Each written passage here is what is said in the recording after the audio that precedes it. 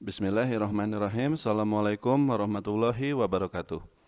Pada kesempatan kali ini kita akan belajar dari kasus yang sekarang sedang ramai dibicarakan di media dan juga di media sosial ya, yaitu kasus financial planner bernama Jouska ya. Dan video ini disponsori oleh www.teguhhidayat.com serta Instagram @tghidayat. Jadi nanti setelah melihat videonya jangan lupa untuk mengunjungi website teguhhidayat.com ini. Oke, sekarang kita langsung saja. Siapa itu Jouska? Nah, Jouska adalah lembaga financial planner yang banyak memberikan edukasi keuangan ya, termasuk tapi tidak terbatas pada investasi saham. Yang sekarang ini sedang booming terutama di kalangan anak muda milenial. Nah, jadi kalau kita lihat lagi akun Instagramnya di sini ya, followernya itu sudah sangat banyak sekali, mencapai 700.000 follower. Sebagai perbandingan ya, Instagram dari Pak Safir Senduk ini adalah financial planner senior sebenarnya di Indonesia, sudah ada lebih dari 10 tahun yang lalu dan sudah juga menulis banyak buku ya. Followernya ya tidak terlalu banyak, hanya 35.000 saja. Jadi kalau dibandingkan dengan Jouska jauh sekali, padahal sebenarnya Jouska ini sangat baru gitu. Tapi Jouska saat ini memang sangat populer di kalangan investor anak-anak muda milenial. Nah, kemudian apa yang sekarang sedang terjadi? Meski dikenal sebagai FP, tapi Jouska ternyata juga menjadi manajer investasi ya atau MI dengan mengelola dana kliennya yang dimasukkan ke rekening sekuritas pihak ketiga. Dalam hal ini Phillip Sekuritas.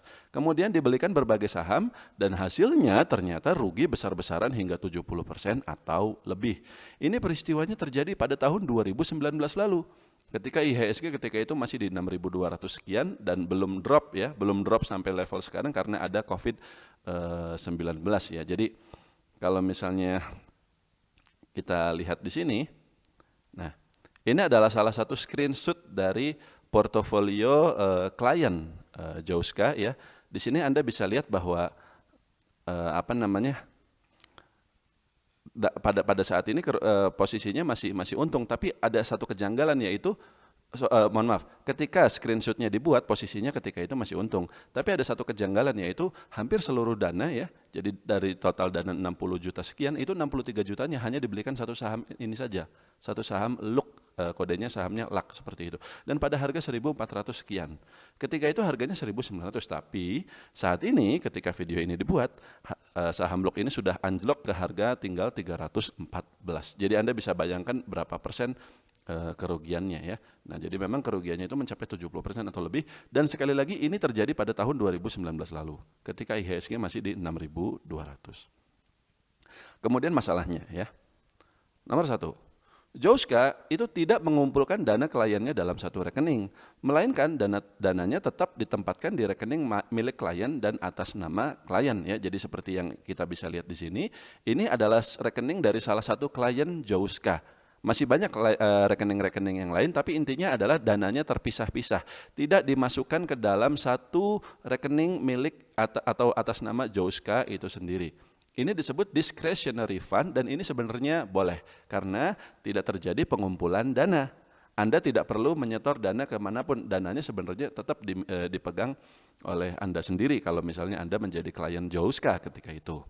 Kemudian Jouska merugi, ini juga sebenarnya relatif wajar karena memang IHSG itu sendiri sudah cenderung turun sejak tahun 2018 ya.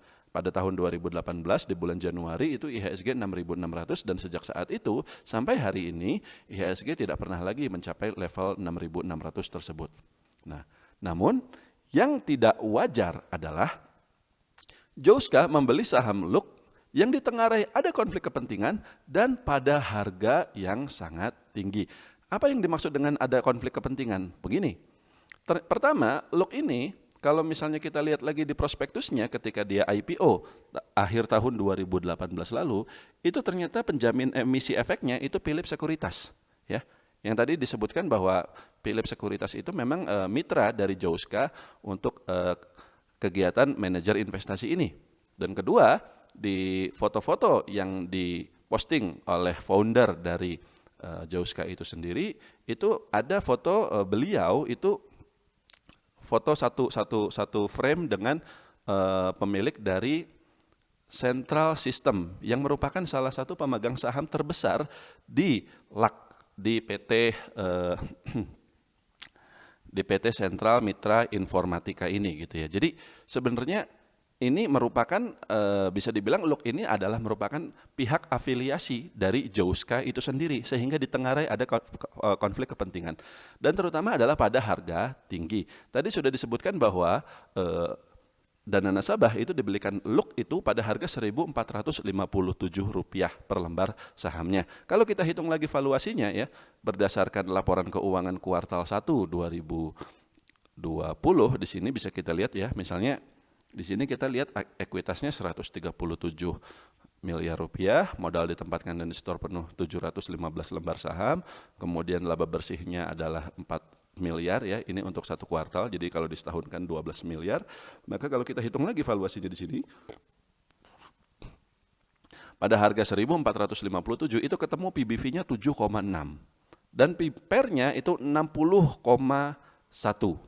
Bagi Anda yang sudah mengerti value investing, bagi Anda yang sudah mengerti cara menghitung valuasi saham, PBV 7,6 kali untuk sebuah perusahaan kecil ya, yang juga sebenarnya belum punya track record, nanti ada analisanya, itu sangat-sangat mahal. PER-nya mencapai 60 kali itu sangat mahal. Idealnya sebuah saham kecil itu ya PBV-nya 1 atau 2 kali saja, tapi ini mencapai 7,6 kali. Jadi ini kenapa? Kok bisa-bisanya JOSKA membeli saham LUK pada harga setinggi itu? Apakah mereka memang tidak mengerti menghitung valuasi saham, ataukah justru sengaja? Itu yang kita belum tahu. Kemudian yang ini juga menarik adalah hampir tidak ada diversifikasi. Ya, tadi seperti yang sudah disampaikan, ini salah satu rekening yang dibelikan saham LUK. Ini ternyata hampir seluruh dana itu masuk ke saham LUK ini saja. 63 juta rupiah masuk ke saham LUK ini saja. Ada beli saham HMSP tapi hanya 1 juta rupiah. Lalu ada beli saham SMBR, ini lebih sedikit lagi, hanya 1 lot sebanyak 119.000 rupiah. Jadi sebagian besar itu hanya di saham LUK ini saja. Dan ini adalah satu rekening. Rekening-rekening yang lain yang dikelola oleh JOSKA itu juga sama. Sebagian besar dananya dibelikan saham LUK. Jadi hampir tidak ada diversifikasi. Padahal peraturan OJK untuk manajer investasi yang resmi ya, yang reksadana, itu maksimal hanya boleh MIMI itu menempatkan 10% dana di satu saham saja. Jadi kalau dananya total 60 juta sekian, maka untuk saham LUK ini maksimal maksimal 6 juta 10%-nya gitu. Bukan seluruhnya dimasukkan ke situ. Nah, jadi ini aneh sekali, kok bisa gitu? Kenapa tidak ada diversifikasi ya? Kemudian pertanyaan berikutnya tentu saja, lalu bagaimana dengan analisa dari saham LUK itu sendiri ya? Nomor 1, LUK ini kalau misalnya Anda baca profil perusahaannya di prospektusnya ketika perusahaan melakukan IPO, nah ini ya di halaman 69 kita bisa scroll ke bawah, uraian secara umum kegiatan usaha perusahaan, terus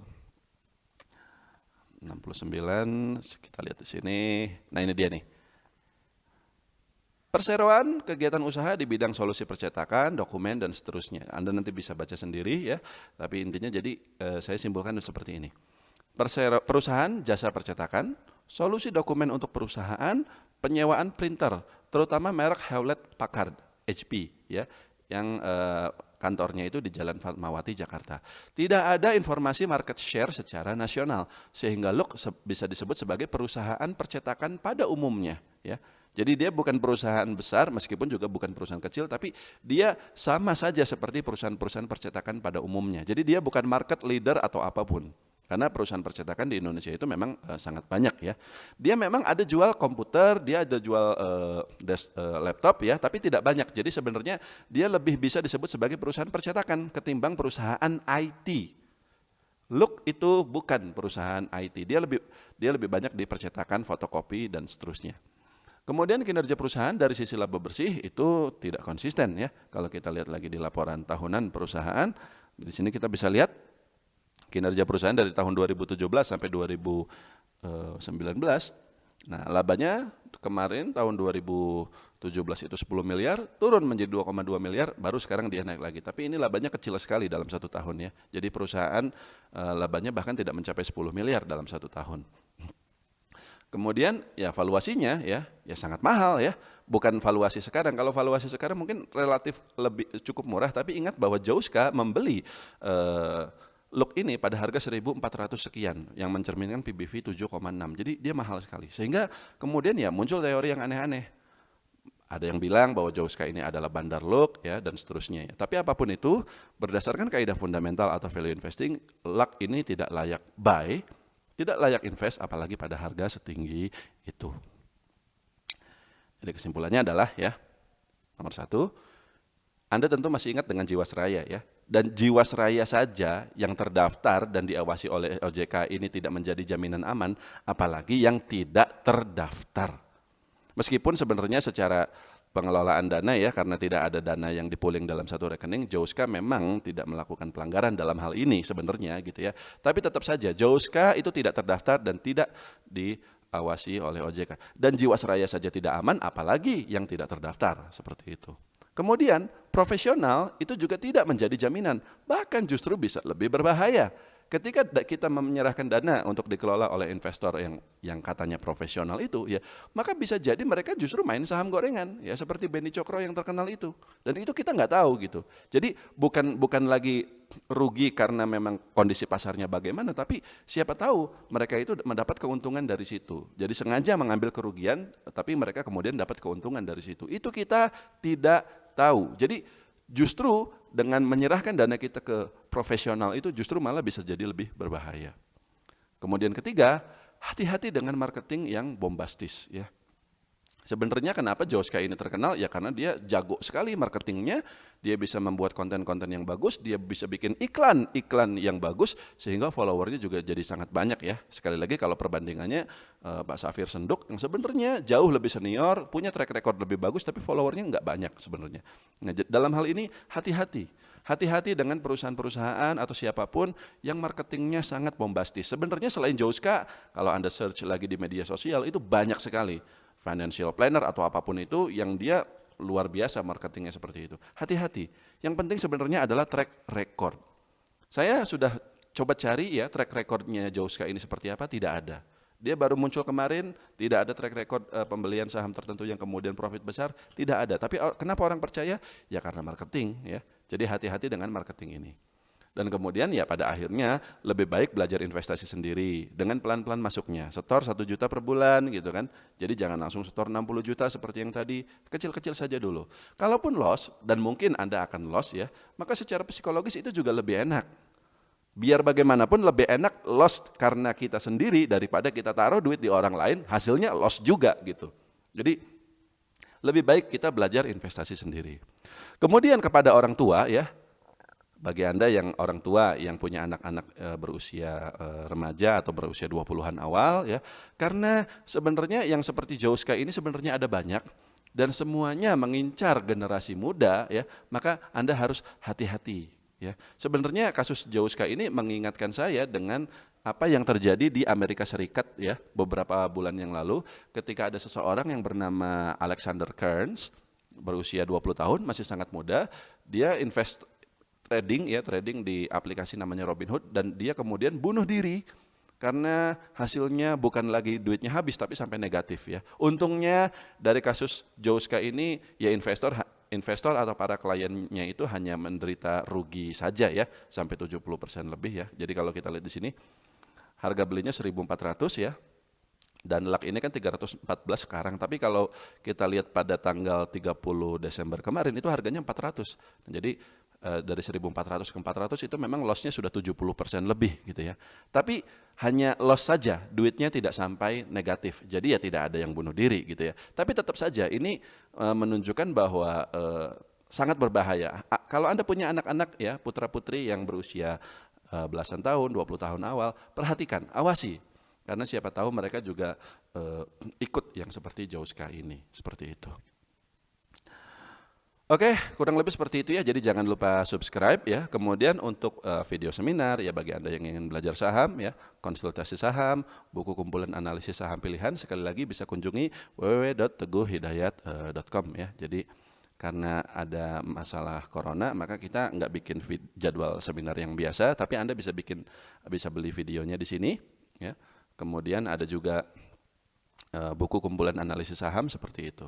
Nah, jadi untuk produk-produk yang kami tawarkan, Anda juga bisa menghubungi WhatsApp berikut ya atas nama Mbak Yanti dan juga Mbak Nuri. Kurang lebih seperti itu. Terima kasih. Assalamualaikum warahmatullahi wabarakatuh.